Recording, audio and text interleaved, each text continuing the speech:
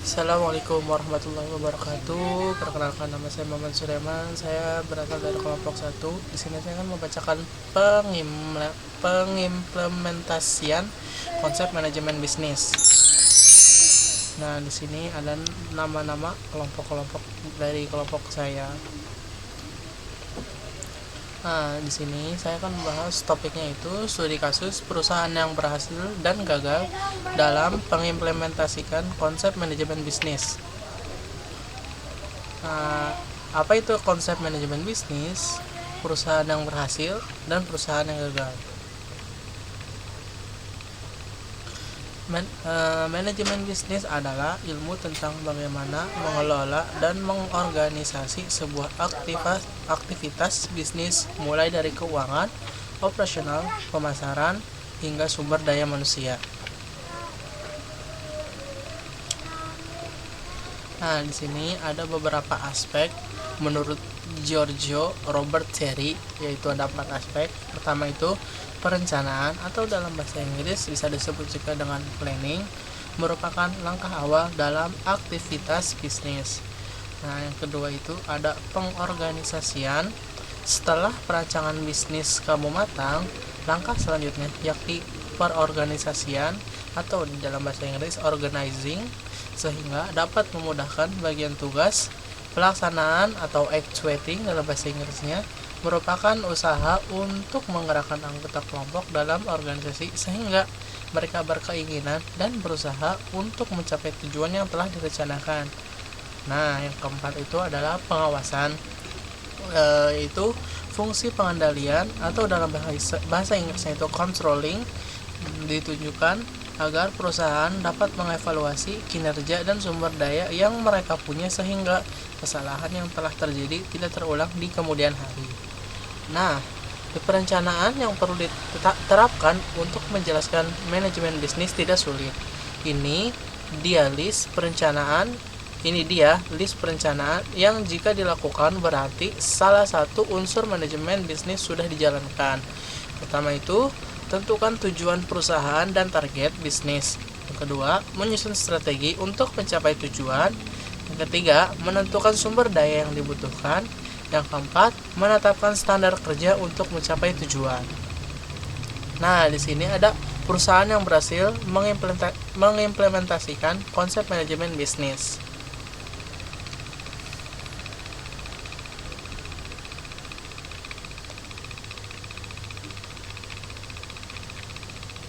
Nah, yang pertama itu ada Martha Tiller Group, yang kedua ada PT Indomarko Prismatama, yang ketiga ada Sido Muncul. Nah, ini lambang-lambangnya, merek-mereknya, atau yang bisa dilihat brand-brandnya, misalnya bertemu dengan si PT-PT tersebut. Oke. Nah, di sini saya akan menjelaskan Martha Tiller Group. Martha Tiller Group dipelopori oleh Dr. H.C.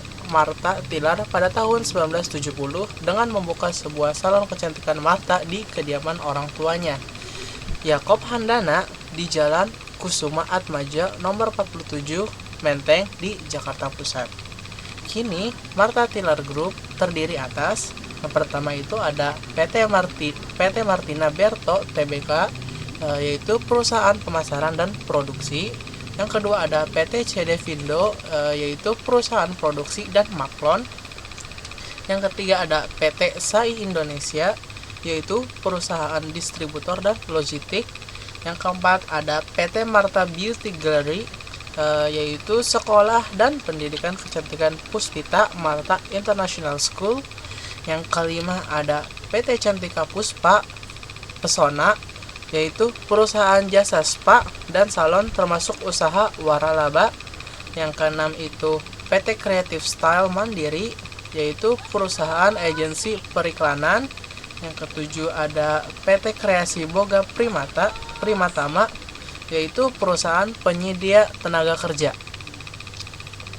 Nah, di sini ada filosofinya, yaitu Martha Tiller Group telah mengembangkan manajemen branding koperasi dengan menganggap Martha Tiller sebagai home brand merek. Dari mana muncul Net 13 muncul. NET adalah singkatan dari Natural Eastern Technology, yaitu 13 singkatan dari Icon, Innovation, and Institution. Konsep NET menyoroti keunikan konsep pengembangan, merek, dan bisnis. Sedangkan rangkaian produknya diperkaya dengan nilai-nilai tradisional Timur dan dirancang oleh penggunaan teknologi modern. Perusahaan sangat percaya bahwa penerapan konsep ini menguntungkan Martha Tiller Group dalam mendapatkan keuntungan kompetitifnya di industri kosmetik lokal dan global. Lebih dari itu, konsep tersebut diajukan untuk menguntungkan pemangku kepentingan, pemegang saham, karyawan, konsumen akhir, dan masyarakat secara keseluruhan. Yang kedua ada pilarsnya, yaitu terinspirasi oleh nilai dan budaya Timur. Founder dan chairwoman Martha Tiller Group, Dr. H.C. Martha Tiller, selalu memiliki semangat untuk terus menggali kekayaan alam dan budaya Indonesia untuk mempercantik wanita Indonesia dan dunia. Semangat tersebut dituangkan dalam 4 pilar Martha Tiller Group yang menjadi landasan dalam setiap kegiatan grup perusahaan dan setiap unit bisnis yang dijalankan Martha Tiller Group. Yang pertama, pilarnya itu yang pertama adalah beauty culture. Martha Tiller Group begitu peduli pada kelestarian budaya Indonesia, dan kepedulian ini diwujudkan lewat penciptaan rangkaian warna tata rias tren warna Sariayu setiap tahun. Sejak tahun 1987, tren warna Sariayu telah menjadi barometer dan kiblat tata rias wanita Indonesia. Yang kedua, yaitu beauty education. Martha Tiller Group yakin berbagi ilmu pada masyarakat tertarik pada dunia kecantikan, salah satunya upaya mempercantik wanita Indonesia dan dunia. Yang ketiga itu beauty green. Kecantikan sejati terpancar dari dalam hati. Dan salah satu wujud hati yang cantik adalah hati yang memiliki kepedulian pada lingkungan sekitar. Meyakini hal tersebut, Martha Tiller Group pun berkomitmen untuk menjaga dan melestarikan lingkungan hijau untuk kehidupan yang lebih baik dengan membangun kampung jamu organik, yaitu kalau bisa disingkat dengan KADO, pada tahun 1997. Nah, yang keempat itu yang terakhir, empowering women. Martha Tiller Group memiliki program pemberdayaan wanita lewat beragam dukungan dan pelatihan. Nah, sekarang juga ada prestasi terbarunya dari Martha Tiller Group, yaitu pada tanggal 10 November 2023 dan 12 November 2023. Di sini saya akan membacakan yang 10 November 2023 terlebih dahulu, yaitu Dr. H.C. Martha Tiller jadi salah satu penerima penghargaan dalam Indonesia Best Philanthropy Award 2023 yang diinisiasi oleh Warta Ekonomi. Dilansir dari website Warta Ekonomi, acara penghargaan Indonesia Best Philanthropy Award 2023 melibatkan perusahaan-perusahaan ternama Indonesia yang kegiatan Corporate Social and Responsibility atau bisa disingkat dengan CSR di dalamnya masuk dalam tujuan pembangunan berkelanjutan atau Sustainable Development Goals atau bisa disingkat dengan SDGs. Nah, prestasi di tahun 12 November 2023, yaitu tahun 2023 menjadi tahun kelima bagi CEO Martha Tiller Group, Dr. Kayla Tiller. Dr. Kayla Tiller kembali mendapat kepercayaan menjadi salah satu juri dalam Incometics Innovation Award di Incometics Asia dan Incometics Global. Keduanya merupakan gelaran di bidang bahan baku kosmetik dan personal care terdepan dan terbesar di dunia, yang mengumpulkan dan mempertemukan para supplier bahan baku atau dalam bahasa Inggris exhibitor dengan produsen pabrik, yaitu pengunjung dari 5 benua di dunia. Nah, di sini mengapa PT Tilar Group itu bisa sukses, ada beberapa alasan mendasar yang membuat Martha Tilar Group bisa sukses hingga saat ini, yaitu Martha Tilar memiliki latar belakang pendidikan di bidang kecantikan dan pengalaman membuka salon di Amerika Serikat. Dia juga memiliki tekad untuk mengenalkan dan melestarikan kekayaan alam dan budaya Indonesia melalui produk-produk kecantikannya. Nah, Martha Tilar Group mengandalkan kekuatan riset dan inovasi dalam mengembangkan produk-produknya. Mereka memiliki Martha Tilar's Innovation Center atau bisa disingkat dengan MTIC yang berisi 37 peneliti yang terus melakukan penelitian dan pengembangan produk. Mereka juga mengutamakan nilai kelokalan dan khasanah budaya Indonesia dalam setiap produknya.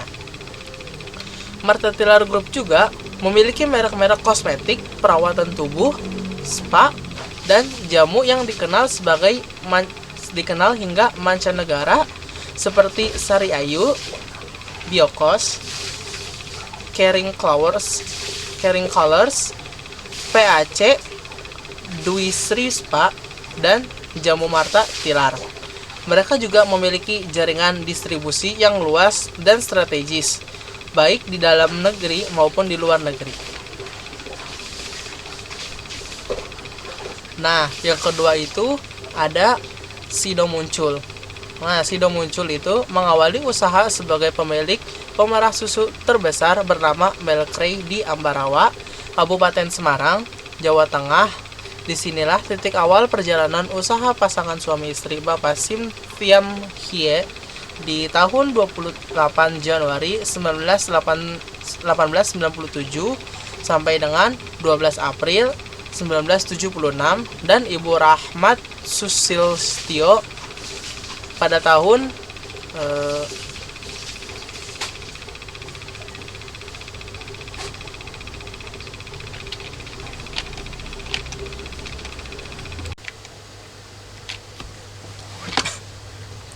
Nah, yang kedua ada Sido Muncul, mengawali usaha sebagai pemilik pemerah susu terbesar bernama Melkray di Ambarawa, Kabupaten Semarang, Jawa Tengah.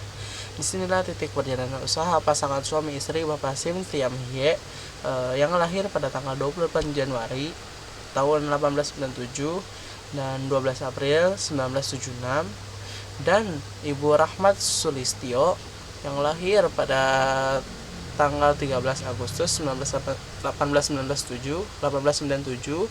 sampai 14 Februari 1983. Dimulai. Pada tahun 1930, pasangan ini merintis toko roti dengan nama Roti Muncul. Pada tahun yang sama, Ibu Rahmat Sulistyo mulai meracik jamu masuk angin yang kini dikenal dengan nama tolak angin. Tidak hanya mengandalkan bahan-bahan alamiah yang berkualitas tinggi dan segar, perseroan juga sangat mementingkan basis penelitian, ilmu pengetahuan, dan teknologi dalam menjalankan proses-proses produksi dari setiap produk yang akan dijual, serta juga bergerak maju untuk mengembangkan usahanya. Didukung oleh lebih dari 300 R&D dan QC spesialis, kami berkarya untuk menciptakan inovasi berupa temuan-temuan baru yang berkhasiat tinggi bagi seluruh kalangan masyarakat.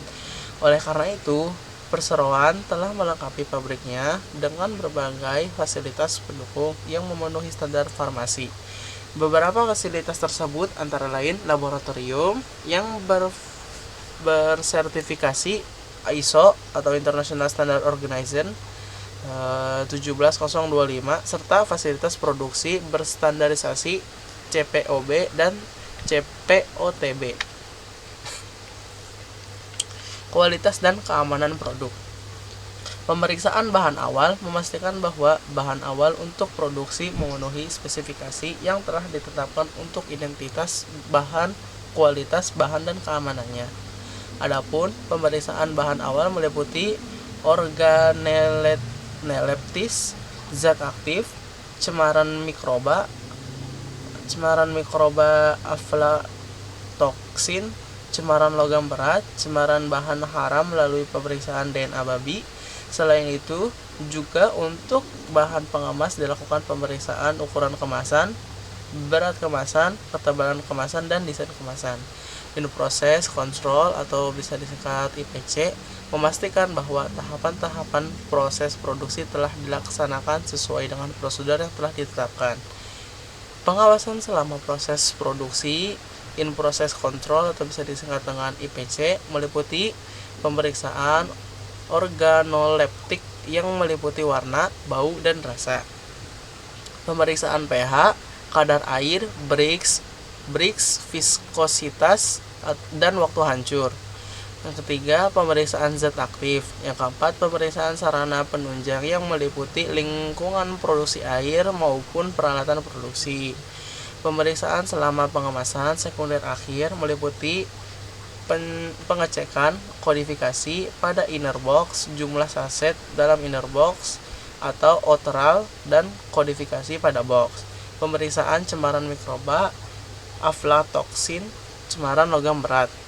Retained sample. Setiap batch produksi diambil sejumlah sampel untuk disimpan sampai masa kadaluarsa plus 1 tahun sebagai sampel pertinggal atau retained sample. Secara periodik, sampel pertinggal ini akan dianalisa untuk memeriksa kestabilannya. Sekaligus juga bisa dipergunakan sebagai pembanding seandainya ada komplain dari konsumen. Nah, di sini ada prestasi yang terbaru saat ini, yaitu pada tanggal 22 November 2023 sebagai perusahaan yang terus mengupayakan keberlanjutan. Sudah muncul, Bangsa telah masuk dalam daftar penerima penghargaan Steward Leadership 25 atau bisa disingkat dengan SL25 tahun 2023. Penghargaan ini diumumkan pada tanggal 21 November 2023 di Steward Leadership Summit di Shangri-La, Singapura. SL25 ini yang dikurasi bersama oleh Steward Asia Center, WTW, The Stein, dan Insight Hoffman Global Institute for Business and Society, mengapresiasi perusahaan-perusahaan yang menunjukkan keunggulan kepemimpinan steward di Asia Pasifik dan sekitarnya. Seluruh penerima penghargaan SL25 menunjukkan bagaimana mereka secara efektif memadukan keuntungan dan tujuan, serta menciptakan dampak positif bagi planet dan atau masyarakat melalui proyek mereka. Di tanggal 1 Desember 2023, bertempat di Hotel Sofitel Nusa Dua Beach Resort Bali, hari Jumat 1/12, Direktur Utama PT Industri Jamu dan Farmasi Sido Muncul Tbk David Hidayat mendapat penghargaan The Best CEO in Herbal Pharmaceutical dari media nasional Tempo, Co, dan IDNF Financial.com. Penghargaan diterima karena perannya di balik kesuksesannya membawa Sido Muncul melewati masa krisis pandemi. Saat krisis tersebut, produk Sido Muncul banyak mendapatkan permintaan yang sangat tinggi untuk meningkatkan imunitas.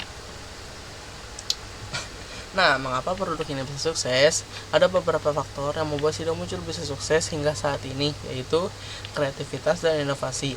Sido Muncul terus mengembangkan produk-produknya sesuai dengan kebutuhan dan selera konsumen, mulai dari minuman dan makanan manis, minuman energi, minuman sehat, suplemen herbal, hingga produk kesehatan lainnya.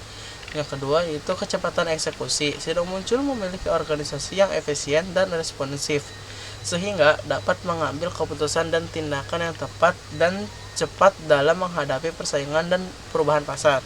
Yang ketiga, kepercayaan konsumen. Sido Muncul selalu menjaga kualitas dan manfaat produknya, serta membangun citra positif melalui berbagai program dan iklan yang menarik dan relevan. Yang keempat, yaitu keberuntungan. Sido Muncul juga mengakui bahwa ada faktor keberuntungan yang ikut berperan dalam kesuksesannya, seperti memilih model iklan yang sedang populer, mendapatkan bahan baku yang berkualitas, atau mendapatkan peluang pasar yang menguntungkan. Selain itu, Sido Muncul juga memiliki filosofi yang dijunjung tinggi oleh Irwan Hidayat, yaitu rukun antar saudara.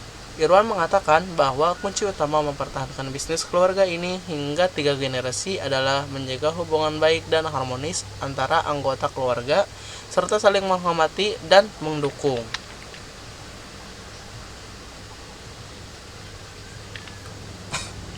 Di sini yang ketiga ada PT Indomarko Prismatama. Berawal dari pemikiran untuk mempermudah penyediaan kebutuhan pokok sehari-hari karyawan, maka pada tahun 1988 didirikan sebuah gerai yang diberi nama Indomaret. Sejalan pengemban operasional toko, perusahaan tertarik untuk lebih mendalami dan memahami berbagai kebutuhan dan perilaku konsumen dalam berbelanja. Guna mengakomodasi tujuan tersebut, beberapa orang karyawan ditugaskan untuk mengamati dan meneliti perilaku belanja masyarakat. Kesimpulan yang didapat adalah bahwa masyarakat cenderung memilih belanja di gerai modern berdasarkan alasan kelengkapan pilihan produk yang berkualitas, harga yang pasti dan bersaing, serta suasana yang nyaman. Konsep bisnis waralaba Indomaret adalah yang pertama dan merupakan pelopor di bidang minimarket di Indonesia. Sambutan masyarakat ternyata sangat positif, terbukti dengan peningkatan jumlah waralaba Indomaret dari waktu ke waktu. Konsep bisnis waralaba perusahaan juga diakui oleh pemerintah melalui penghargaan yang diberikan kepada Indomaret selaku perusahaan waralaba unggul 2003. Penghargaan semacam ini adalah pertama kali diberikan kepada perusahaan minimarket di Indonesia dan sampai saat ini hanya Indomaret saja yang menerimanya. Indomaret berkembang sangat pesat dengan jumlah toko per Agustus 2023 ada 22.077. Sebagian besar pasokan barang dagangan untuk seluruh gerai berasal dari 42 pusat distribusi Indomaret yang menyediakan lebih dari 5.000 jenis produk. Kini, keberadaan Indomaret makin diperkuat dengan kehadiran Indogrosir, anak perusahaan dengan konsep bisnis pusat perkulakan. Visi dan budaya perusahaan. Dalam proses pendirian dan pengembangannya, Indomaret menetapkan hal-hal sebagai berikut. Yang pertama itu visinya yaitu menjadi aset nasional dalam bentuk jaringan retail waralaba yang unggul dalam persaingan global. Yang kedua itu adalah motonya itu adalah mudah dan hemat.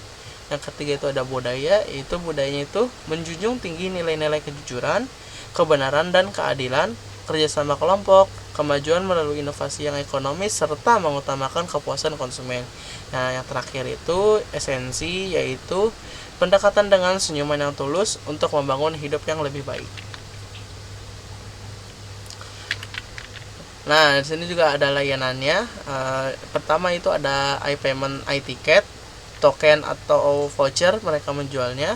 iSaku, yaitu di Indomaret kita bisa tarik tunai, Indopaket, top up e-money, e-materai yang bisa menghubungi kami gitu. Nah, ini ada proses manajemen. Proses manajemen SDM. Pertama, proses manajemen SDM. Dalam pelaksanaannya, untuk memperoleh SDM yang baik, PT Indomarko Prismatama melakukan seleksi terhadap calon karyawan. Setelah lulus seleksi selanjutnya, calon karyawan akan melakukan tes lanjutan yaitu psikotes, matematika, dan interview. Apabila calon karyawan sudah diterima, maka calon karyawan akan menjalani training selama kurang lebih 2 minggu yang dilaksanakan di DC. Apabila laporan trainingnya memiliki hasil yang baik, maka calon karyawan tersebut akan naik tingkat menjadi karyawan. Yang kedua ada proses manajemen pemasaran. Nah, di PT Indomarko Prismatama atau yang lebih familiar dikenal sebagai Indomaret sudah tersebar luas di berbagai wilayah di Indonesia, terlebih di Pulau Jawa.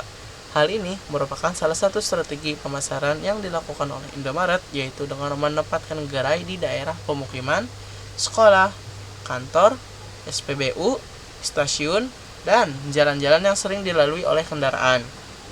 Nah, yang ketiga ada proses manajemen operasional. Dalam operasional toko, kepala toko memiliki peranan penting dalam menjalankan dan mengkoordinir semua kegiatan operasional. Indomaret ini memiliki jam operasional mulai dari jam 7 sampai dengan jam 10 malam.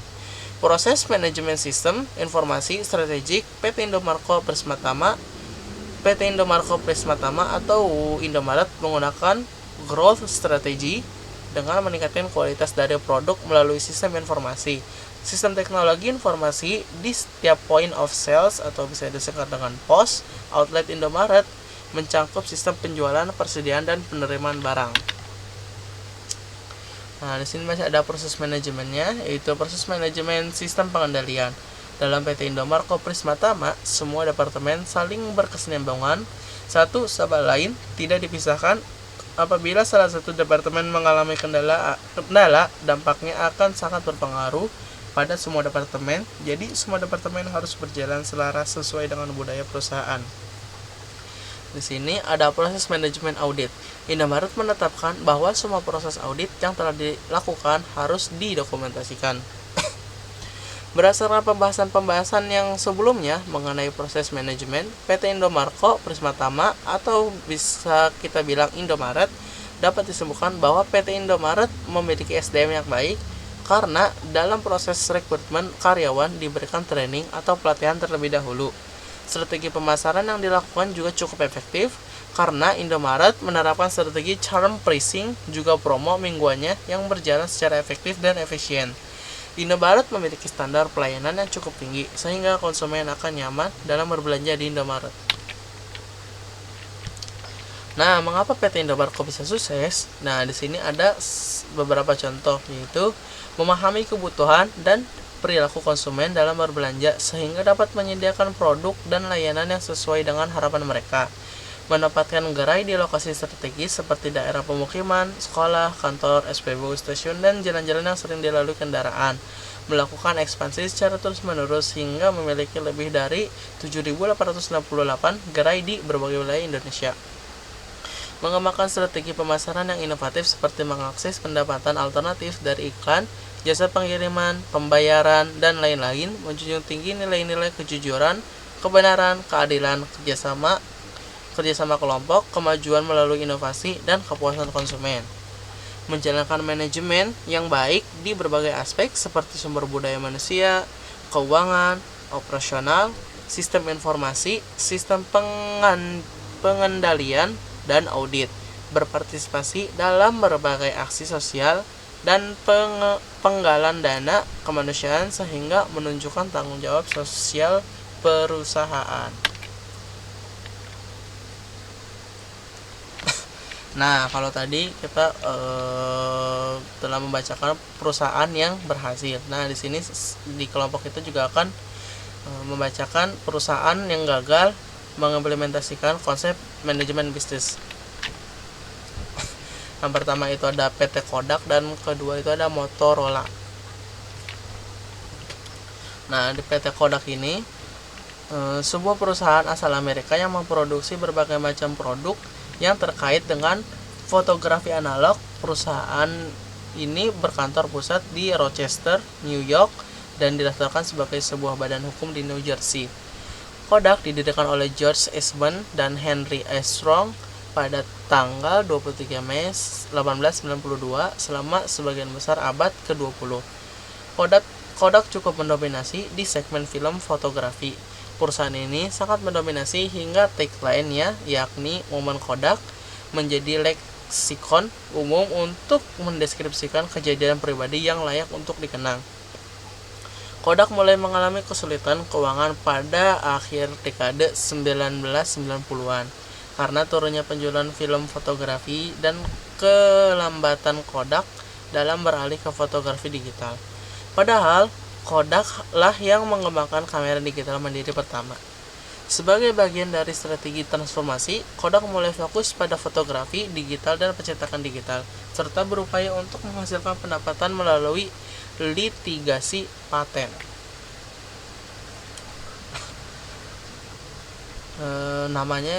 Di sini ada nama, yaitu huruf K adalah huruf favorit dari Eastman karena ia merasa bahwa huruf tersebut terlihat kuat dan tajam, dan ibunya Maria merancang nama Kodak menggunakan sebuah alat anagrasem, yaitu Eastman menyatakan bahwa ada 3 prinsip-prinsip yang ia gunakan untuk membuat nama, yakni harus pendek, mudah diucapkan, dan tidak mirip atau terasosiasi dengan hal lain.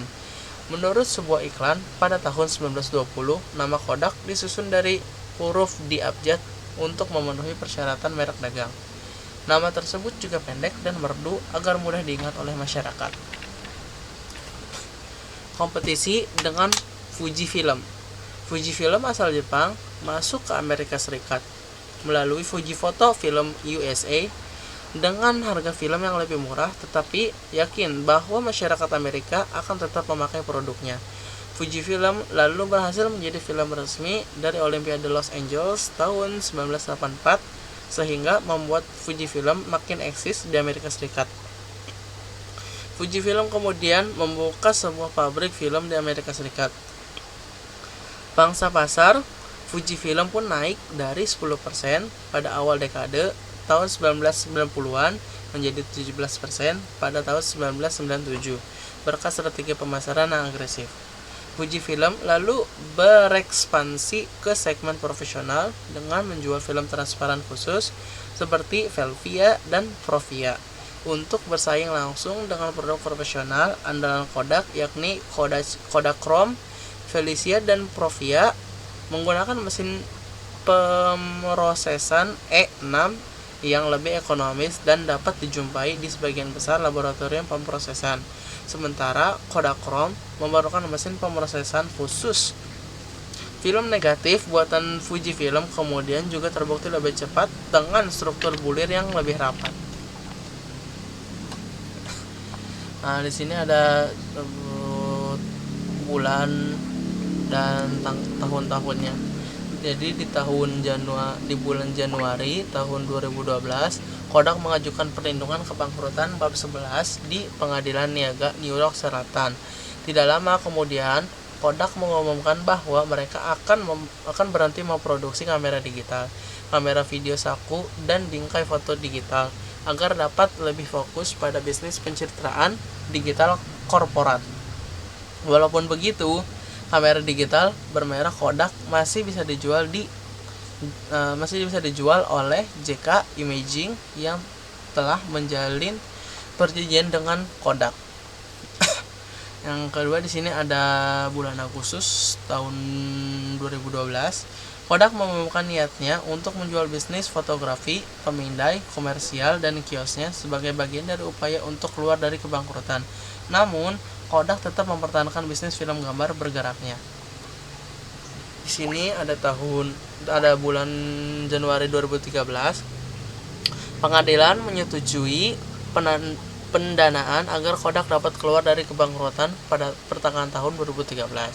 Kodak sebelumnya juga menjual sejumlah patennya dengan total harga sekitar 525 juta US dollar ke sekelompok perusahaan termasuk yaitu Apple, Google, Facebook, Amazon, Microsoft, Samsung, Adobe System, dan HTC di bawah nama-nama intelektual, Venterus, dan RPX Corporation.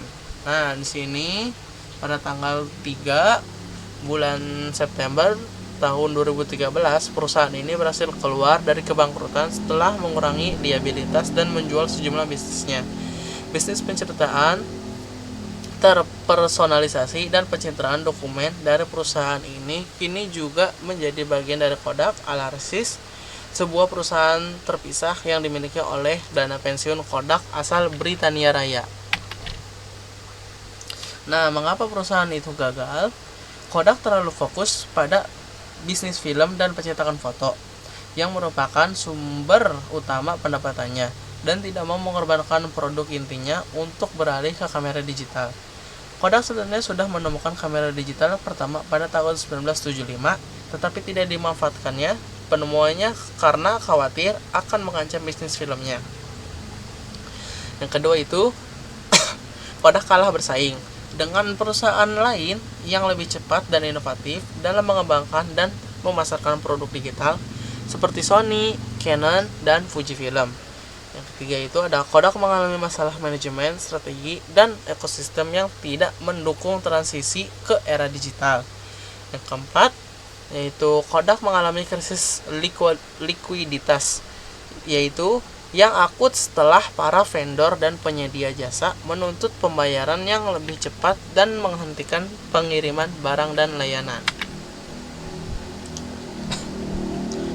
Nah, ini ada juga Motorola. Nah, di sini Motorola Inc.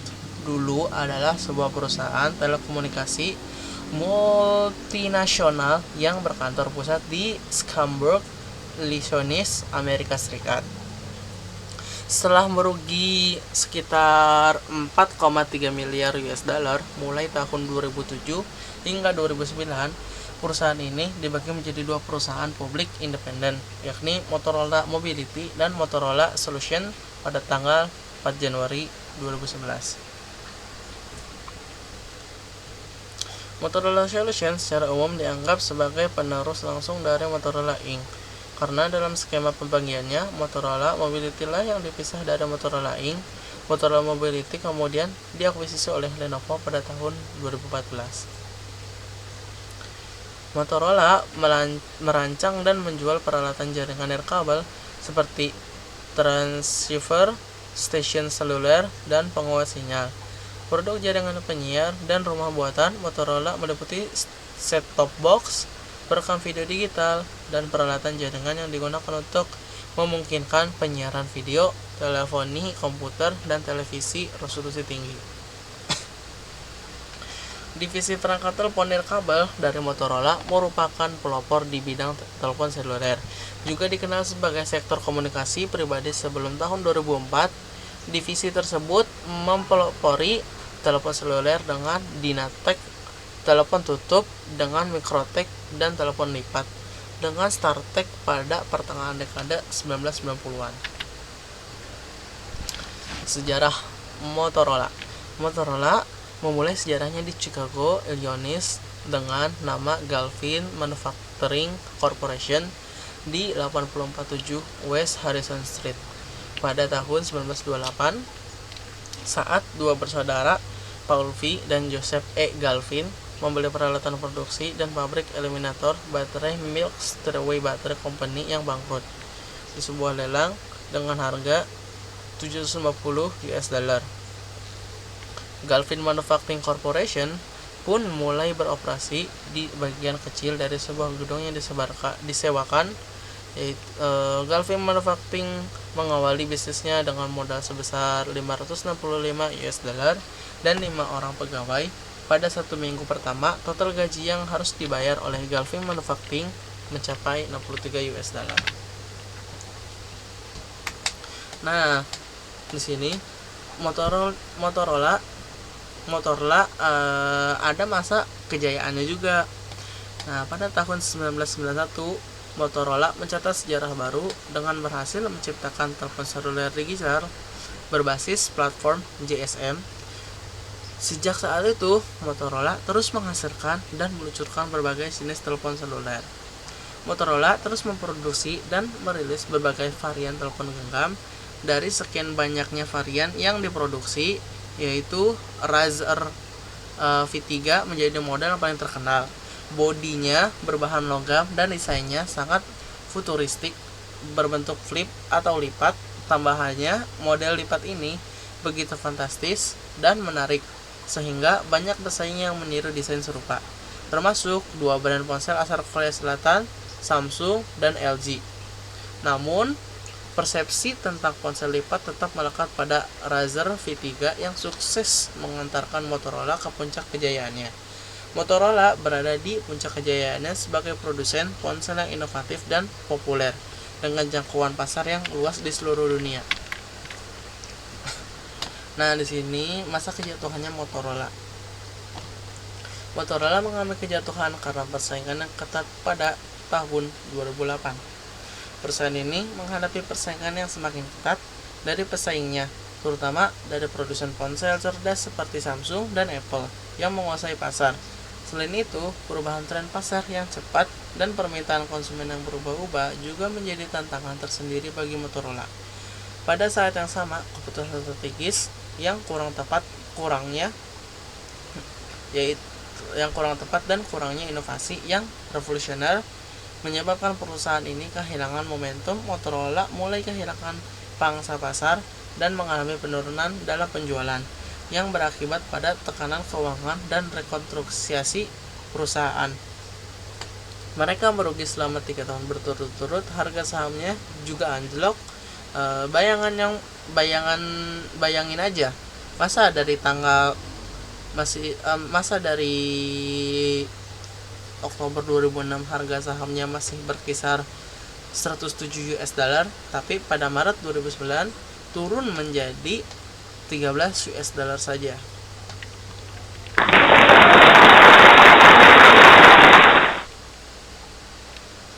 Oke, cukup sekian video dari saya. Terima kasih.